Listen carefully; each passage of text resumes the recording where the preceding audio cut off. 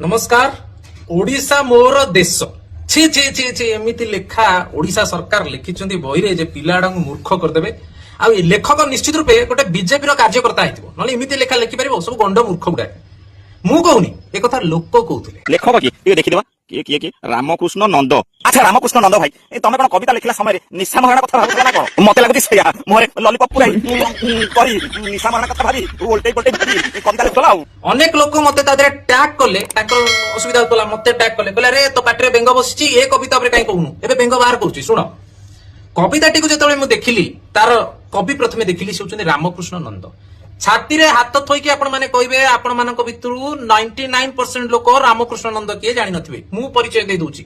रामकृष्ण नंद होचंदी CA जी आहे दयामय विश्व बिहारी कविता लिखिथिले मु पढिची मो बापा मा मध्ये पढिचंती रामकृष्ण नंद सीए जी लिखिथिले मधुबाबू संगे लढिबी कालिया घोड़े रे चढिबी मधुबाबू संगे लढिबी रामकृष्ण नंद सीए जे लिखिथिले टू कुमुसी टुके मुसी रामकृष्ण नंद सीए जे लिखिथिले हाथी ने घोड़ा ने मो पेंकाळी बजै दे रामकृष्ण नंद गोटे होरी बोली मध्ये गोटे कविता लिखिछन्ती जो होरी आ होली को नै किछि लोक ज्ञान दउतले से मध्ये होरी बोली लिखिछन्ती रामकृष्ण नंद सीए जे कविता ओडिसा मोर देश मध्ये लिखिछन्ती रामकृष्ण नंद सीए जे कि साहित्य अकादमी पुरस्कार पाइथिले रामकृष्ण नंद सीए जे कि ओडिसा को एकत्रीकरण करिया पई भाषा आधार रे एक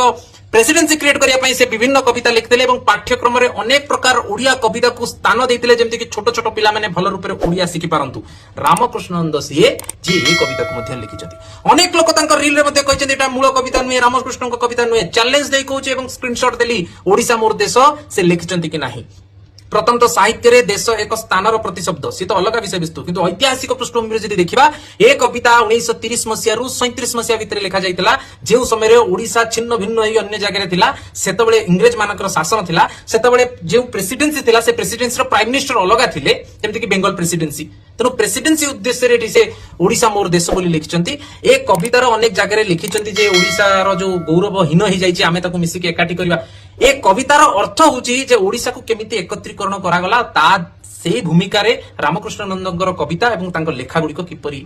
स्थान पाइला रामकृष्ण नंद होचंती सीए जे शिक्षाविद शिक्षक एवं से समय रे ओडिशा को एकत्रीकरण करिया भितरे तांकर लेखा माध्यम रे निजर प्रेस रे छपेई पिला मानक पई विभिन्न प्रकार रो कविता रचना करथिले एवं बहुत प्रसिद्धि हासिल करथिले एक सम्माननीय व्यक्ति आ रामकृष्ण नंद मध्य सीए जे आ गोटे कविता लिखिथिले से कवितार नाम होची बोका किए आंकु लोक कौन लिखिले गंजेई खाई लिखिथिला माने गोटे सरकार को बदनाम करी बोली रामकृष्ण नंदन भाया व्यक्तित्व रो तांकर लेखार अपमान करछन्ती केते ज्ञान आपण मानक पाखरे अछि एत पई म कहूची निजे निजे ज्ञानी हेई निजे निजर भूल बाहर करिकि रील करबे आवश्यकता नाही गोटे विषय पर ज्ञान नाही गोटे जणा नाही आ जो माने मते टैग करथिलो मो पार्टी रे बेंग पछी कि नाही बेंग बाहर करले वर्तमान बहुत असुविधा पड़िबो तेनु मोर आपण मानक अनुरोध जेउ माने प्रकार भूल लिखिछ रामकृष्ण नंद को अपमान करछ निज लेखा माध्यम रे सरकार को अपमान करबा माध्यम रे से माने गोटे गोटे क्षमा प्रार्थना करिवार वीडियो रील छाड़िबो कि रामकृष्ण नंदनकर आत्मा कोठी भी जदी थिबो से देखि वर्तमान कांदुथो एई मानक पई मु काई कविता लिखुथली किछि मुद्रणगत त्रुटि तादर अछि ठीक अछि हिनो को हिनु हेइ अछि शरीर को शरीर हेइ अछि जेटा टाइपिंग मिस्टेक ताबली तमे लेखार कॉन्सेप्चुअल कथा ऊपर क्वेश्चन रेज करबो एडो बड़ साहित्यिक ज्ञानी सब बारी गेलानी किए होरी को भूल कहवा आरंभ कलानी किए रामकृष्ण नंद को बढ़िया लेखा को बर्तमान कहलानी ओडिशा मोर देश गंजेई खाई लेखक लिखितला कवि लिखितला तांको किछि जणा नै किछि पाठ जणा नै कोन जे ऊपर रिसर्च नै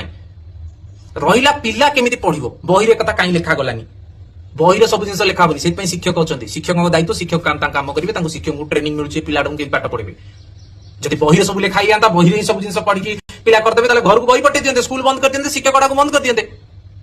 प्रथम कथा जो अपमान कर रामकृष्ण नंद को सरकार को टार्गेट करने प्रत्येक से दल होता जे कौन व्यक्ति विशेष भूल मागिबो कि रामकृष्ण नंद को